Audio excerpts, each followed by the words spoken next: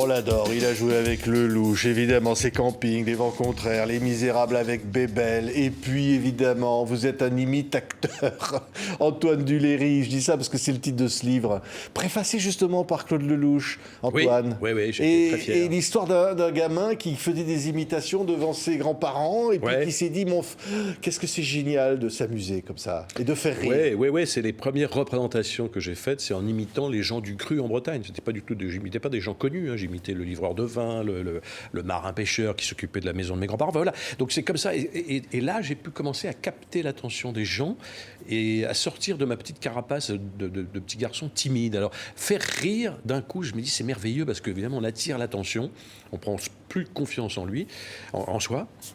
Oh, lui, c'est intéressant. Et lui, c'est l'autre. Et donc, c'est vrai qu'en imitant tous ces gens de mon enfance, j'ai pris un peu possession du terrain de jeu. Et après, je me suis dit, je ne vais pas faire imitateur, je vais faire acteur. Oui. Mais comme je suis un peu des deux, c'est pour ça que j'ai appelé ce livre Imitateur. Oui. Enfin, c'est un copain qui, un jour, m'a dit, mais t'emmerdes pas à te dire acteur, etc. Alors, évidemment, je suis avant tout un acteur. Mais ça démarrait par l'imitation. C'est quand même extraordinaire. Je disais, parce que le gamin qui va rêver de Bébel, son idole, puis qui un jour va le rencontrer, c'est ça votre vie?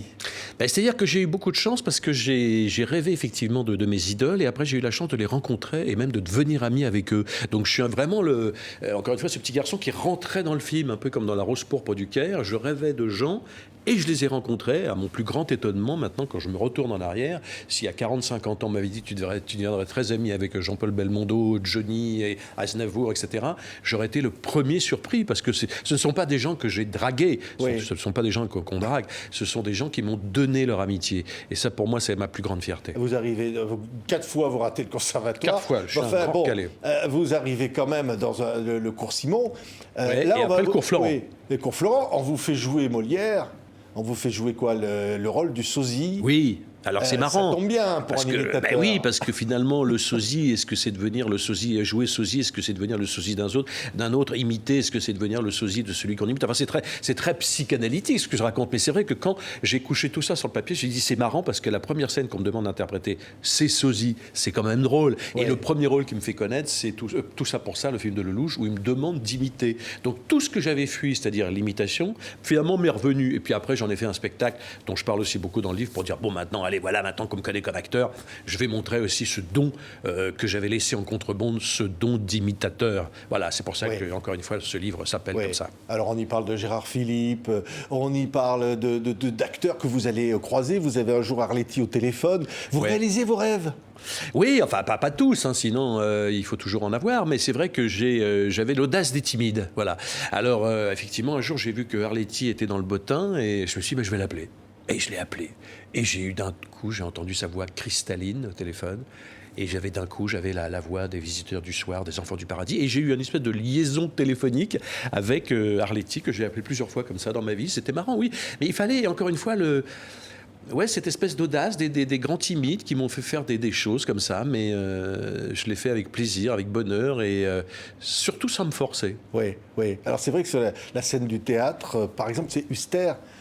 Qui adorait le foot, c'est ça? Oui. Ah oui, sur le CID, dans le CID, quand on jouait le CID... il avait une armure et c'est ça, et en même temps qu'il jouait, il nous donnait les résultats du foot. Donc tout ça, je le narre aussi, parce que les gens connaissent pas forcément des choses les coulisses du spectacle. Ils connaissent les coulisses parfois du pouvoir, mais pas forcément ceux du spectacle. Oui. Ou Michel Serrault qui fait couper une partie de la pièce, parce que vous devez aller au restaurant, donc il faut que ça finisse plus tôt. Oui, il m'avait raconté personne ne comprend rien dans le public à la pièce. Poiret adorait aller au restaurant. Et effectivement, un jour, il a dit à Michel Serrault, écoute, on va jouer ce soir, mais très très vite pour aller bouffer à 80 km.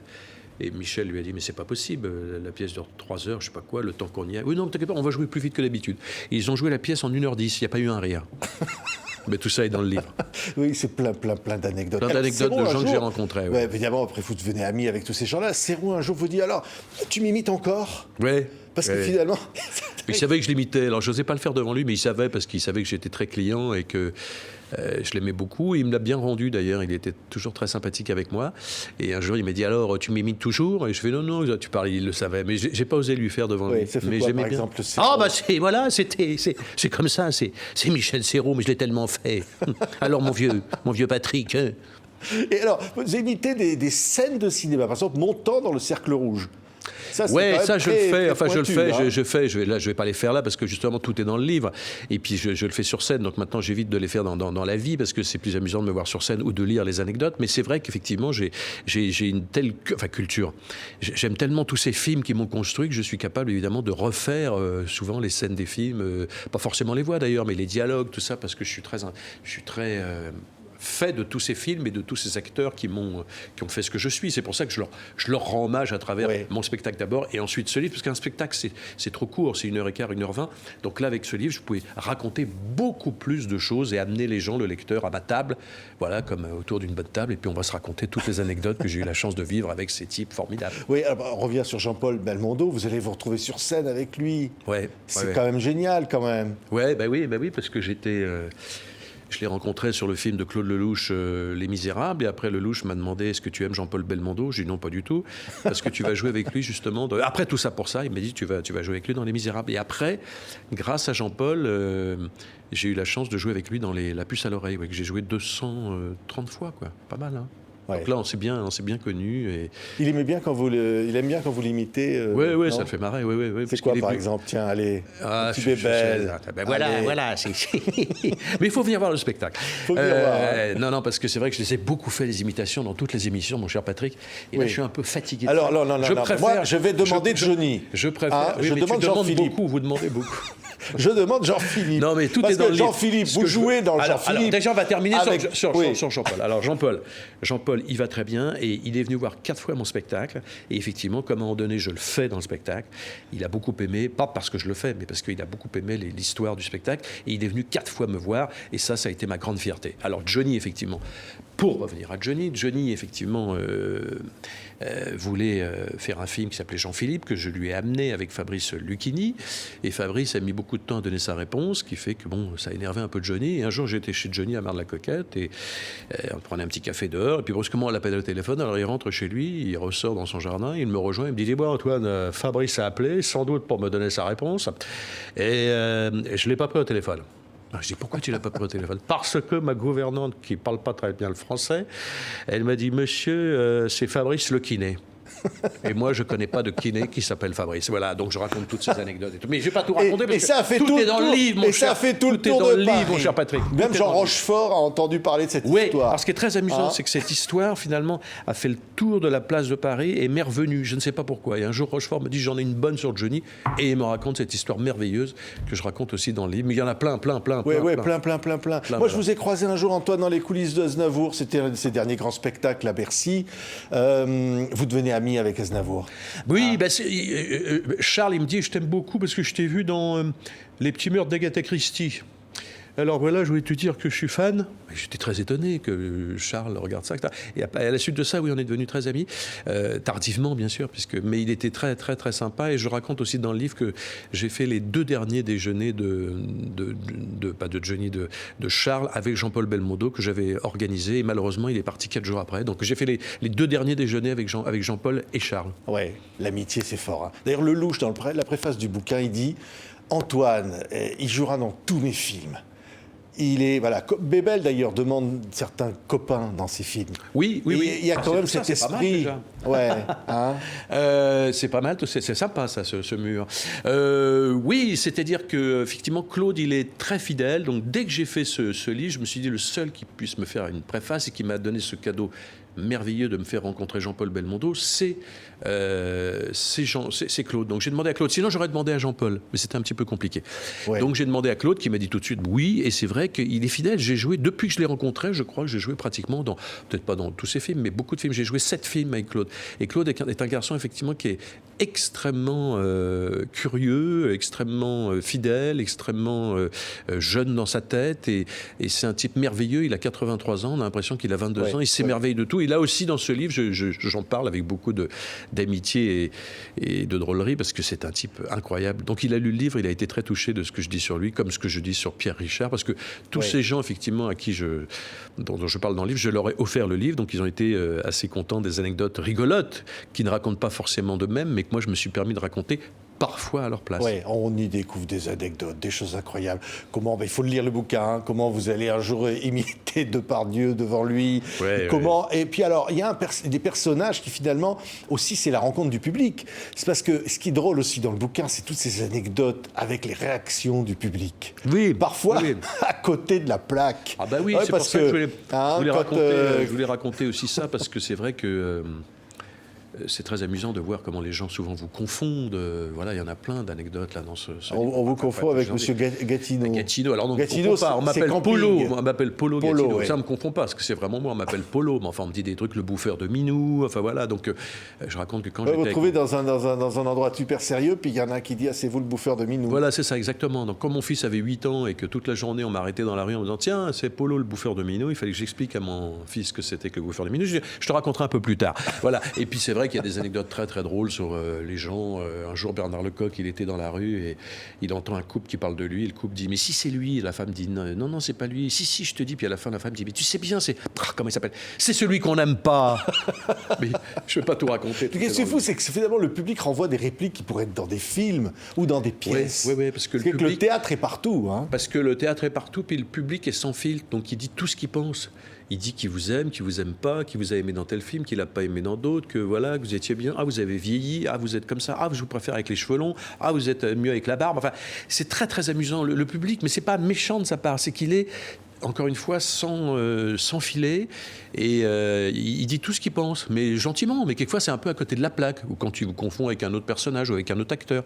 Mais quand je jouais avec Jean-Paul souvent, on se retrouvait le lendemain dans sa loge, il me dit tiens, hier soir, il y avait souvent des films de lui qui passaient le soir. Alors le lendemain, il croisait des gens qui disaient tiens, je vous ai vu hier à la télé, qu'est-ce que vous avez vieilli? Ben oui, il me dit j'avais fait le film il y a 40 ans. Donc les gens ne se rendent pas compte que ils nous voient vieillir, nous, mais nous, on ne se voit pas vieillir. Ouais. Eux, ils se voient parce qu'ils nous voient. Regardez les films que vous avez présentés déjà tout à l'heure. Là, j'ai déjà vieilli par rapport à Meilleur Espoir féminin. Mais moi, je ne me vois pas. Mais s'ils revoient le film où j'avais 40 ans, évidemment, je ne les ai plus, mes 40 ans. Donc, d'un coup, les gens vont dire ah putain, oh la vache. Il y a quelqu'un l'autre jour qui m'a vu dans le clip de Patrick Bruel, Place des Grands Hommes. Il me dit ah putain, qu'est-ce que vous avez vieilli? Vous avez les cheveux tout noirs. Je dis j'avais 30 ans. Voilà, les gens, ils n'ont pas conscience du temps. Ouais. C'est drôle. Vous leur appartenez. Ouais, toutes ces anecdotes, tous ces souvenirs. On voit Jean Marais, par exemple, qui fait Maya l'abeille. Oui. Mais ça, c'est inattendu. On découvre des faces cachées d'artistes mythiques. Mais oui, ils ne sont pas forcément comme on le croit à l'écran. Mais oui, mais c'est ça qui est formidable. C'est ce que encore une fois, je ne peux pas tout déflorer parce que tout est dans le livre. Il y en a encore plein dans le bouquin, vous rassurez-vous. Il y en a encore plein. Mais c'est vrai que Jean Marais, la première fois que je le vois, la première fois qu'on joue sur scène, c'était le CID, et il avait un ventilateur. On allait rentrer sur scène et je lui dis mais Jeannot, qu'est-ce que tu fais avec ce ventilo? Il m'a dit écoute, il fait tellement chaud, alors je me le fous dans le cul puis je m'envole. On m'appelle Maya l'abeille. Bon, je l'ai raconté parce que personne n'est au courant de cette anecdote à part moi et lui. Oui. Donc, effectivement, je parle de ces gens-là à travers plein d'histoires, mais je crois que je les rends encore plus humains qu'ils n'étaient déjà, et très touchants parfois en ce qui concerne Johnny, parce qu'il y a aussi des anecdotes touchantes que je raconte, d'émotions. Très touchantes. Il y a de la vraie amitié forte. Mais le rôle d'imitateur, parce que c'est le titre du livre, l'imitateur. Imitateur, oui. Mais imitateur, j'ai l'impression, on se dit, mais au fond, c'est vrai, un comédien, il imite un personnage, en fait. Oui, alors... Finalement, l'art de l'imitateur, c'est d'être quelqu'un d'autre. Oui. Se transformer, essayer de s'approcher au plus près de l'autre. C'est assez proche, mais en même temps, imitateur est le contraire de l'acteur. L'acteur doit avoir sa propre personnalité et l'imitateur prend celle des autres. Donc c'est pour ça qu'il faut faire attention. Mais il n'empêche que moi, que quand j'imite les gens, je crois que je fais un travail d'acteur, c'est-à-dire que je l'ai fait vraiment profondément, je l'ai fait de l'intérieur. Et effectivement, d'un coup, je deviens l'autre. Donc c'est assez schizophrénique, je deviens l'autre, je deviens Claude Rich, je deviens Jean Marais. Je raconte dans le livre que ma femme s'endort avec Fabrice Lucchini et se réveille avec Michel Simon, quelquefois. Donc, ou je sais pas, avec Jean Marais. Elle me dit, je préfère que tu me fasses Jean Marais. Donc c'est vrai que c'est un peu, voilà, c'est bizarre, ma tête est compliquée parce que je suis moi et les autres. Mais c'est vrai que quand j'imite, c'est un peu comme si j'interprétais un personnage, sauf que le personnage, évidemment, est vivant et réel. Oui, mais ça peut vous donner beaucoup de pouvoir. Hein. Vous imitez Patrick Chenet, vous appelez pour un rôle et tout, le réalisateur, il ne voit que du feu. Oui, bah oui, croit parce que que c'est lui. je- Vous pouvez faire des choses terribles Oui, hein, oui, oui, oui, c'est en vrai imitant que- les oui, gens. oui, hein. bah oui, on peut piéger beaucoup de gens. J'ai eu Jean-Paul Belmondo en lui faisant Claude Rich, je l'ai eu en lui faisant Johnny, j'ai eu ma copine Isabelle Gélinas en lui faisant Philippe Noiret. Oui, oui, on peut aller très loin avec l'imitation. On peut même faire un peu de mal sans le faire exprès, parce que les gens marchent tellement que quand on leur dit bah non, finalement c'est pas lui, il est un peu déçu parfois, parce que là, il s'est cru que c'était vraiment Johnny ou Philippe Noiret ou Johnny. Mais Jean-Paul, il a beaucoup ri, parce que Jean-Paul, il est totalement... Ouais. Ça le fait rire, il n'aime qu'une chose, c'est rigoler. Donc c'est pour ça qu'on s'est entendu comme larrons en foire. Mais c'est vrai que Lelouch, il dit ah, du Léry, il y a une forme de folie, il y a une forme de. Il n'y a pas de limite, quoi. En fait, Non. la vie, c'est ça. C'est-à-dire que j'ai c'est pas- cette liberté, être comédien, c'est pouvoir s'autoriser tout. Ouais, enfin, moi je suis comme ça, je sais pas les autres, mais moi j'aime bien, j'ai pas d'image. Un jour, Claude m'a dit un truc formidable, il me dit tu te fous totalement de ton image, et c'est pour ça qu'elle est magnifique.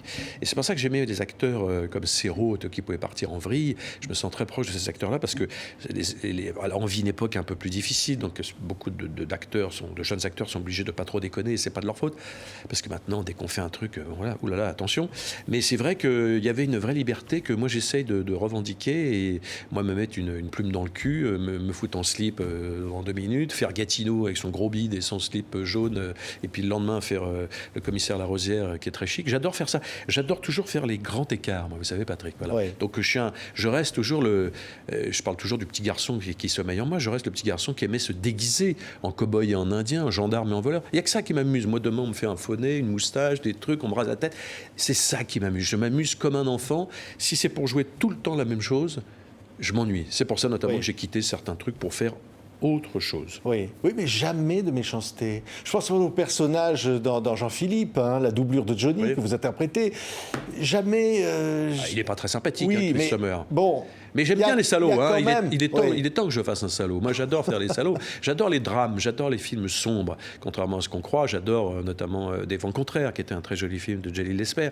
J'aime comme Serrault aussi. J'aimerais faire comme Docteur Serrault. Petiot. Docteur Petiot ou Garde à vue. Moi, j'adore ces personnages-là, contrairement à, encore une fois. Donc, faire un vrai salaud, si. Moi, faire un méchant. J'ai déjà fait des mecs à la télé comme ça qui n'étaient pas très fréquentables. On en parle moins, mais je les ai joués. Un type du Front National. J'adore ça, c'est formidable. Non, au contraire. Mettre de la méchanceté, pas dans la vie, mais dans les personnages. Oui. Alors là, je suis le premier. Aller chercher au tréfonds comme ça Ouais, de l'âme ouais, c'est humaine, bien, dans c'est ce bien. qu'elle a de plus sombre. Mais c'est ça qui est le plus intéressant. Les personnages de traîtres, de lâches, de collabos sont beaucoup plus intéressants que les rôles de héros. Moi, entre Oui. jouer Pierre Laval et Destiendorf, peut-être que je préférais jouer Pierre Laval. Oui, parce que je dis pas que Oui, Destiendorf, c'est terrible. c'est un grand martyr donc bravo à lui. Mais je veux dire que les salauds, c'est vraiment, il y a différentes couches. On va dans son gouffre intérieur, c'est vachement intéressant. Oui. Oui, mais la comédie, parce que je pensais à Galabru, que vous imitez superbement Oui, bien, oui, Antoine. bien sûr. Dans Le Juge et l'Assassin, il obtient un César avec Tavernier pour jouer un assassin. C'est la seule récompense de sa vie. Mais il disait que c'est pas la chose la plus dure qu'il ait joué de sa vie. Non, c'est plus parce dur que parfois la de comédie, jouer c'est la ce qu'il y a de plus comédie. dur. Non, c'est pas parfois, c'est toujours plus dur de jouer la comédie. C'est pour ça que moi j'en ai fait un peu beaucoup de la comédie, et maintenant j'aime bien plutôt les rôles un peu plus sombres, qui se rapprochent un peu plus de moi d'ailleurs, les rôles un peu plus comme on vient d'en parler. Je vais pas redire ce que je viens de dire, mais c'est vrai que la comédie, j'en ai beaucoup fait, et ça demande beaucoup d'exigences, c'est très fatigant la comédie. Et quand vous faites un drame, ça vous repose. Oui. Parfois, on peut se retrouver avec une chèvre dans la salle de bain. Ouais. Faut lire le bouquin pour savoir que ça peut arriver. Oui. Hein, faut lire ça. C'est arrivé avec Jean-Paul et moi, mais bon voilà, encore si je raconte tout après, c'est compliqué, vous me lancez sur des Il anecdotes. y en a là-dedans. Il y en a, et là, il y en a là-dedans aussi. Il y en a là-dedans aussi. Oui. Non, Antoine, enfin, voilà. Il y a moi je plein me de choses. souviens d'un tournage avec vous au Festival de Cannes. Vous n'hésitez pas à vous, on va dire, à vous déshabiller, à vous jeter dans l'eau. Non. Vraiment, en vrai, je vous ai vu, vous êtes parti. L'eau n'était pas chaude. Hein. Non, mais je Vous êtes prêt savais... à tous les risques. Hein. Je suis un breton, moi, donc je m'en fous de l'eau froide, au contraire. Ouais, j'aime bien rigoler, j'aime bien déconner, j'aime bien aller au bout des choses. Donc voilà, si je peux me foutre à l'eau, du moment que ça fait rire. Mais j'étais déjà comme ça à 15-16 ans, hein, je le raconte aussi dans le livre, donc j'étais prêt à tout pour faire rire. Et à plaire à tout prix et à tout risque. Parce qu'avant tout, Oui. toute chose, il y a la notion de plaire et d'être aimé, ce qui est aussi souvent, pas le problème, mais la thématique de l'acteur, c'est que l'acteur, il veut être aimé, il veut être aimé un peu plus que les autres, et peut-être moi encore un peu plus que les autres. Ouais, alors ça va nous faire rigoler, mais il y a une phrase, vous dites, femme qui rit, Antoine Duléry. Oui, femme qui rit, femme à Duléry. Ah, femme à Duléry. Ça, j'avais Bon, voilà. 15-16 ans en rigolant. Évidemment, ça ne marchait pas du tout. Hein. Je n'avais pas du tout j'ai dit ça, mais vraiment en rigolant, parce que je ne le pense absolument pas. Par contre, c'est vrai que le rire est une arme de séduction, bien sûr. Merci. Merci, Antoine, continuez à vous jeter à l'eau. Imite acteur, vous allez le voir, parce qu'au-delà de tout ça, merci d'être ce que vous êtes, Antoine. Merci, formidable Patrick. comédien, formidable acteur, avec une préface de Claude Lelouch au Cherche Midi. Lisez ça, vous allez vous régaler. Imite acteur. Merci, Antoine Duléry. Merci, Patrick. Merci.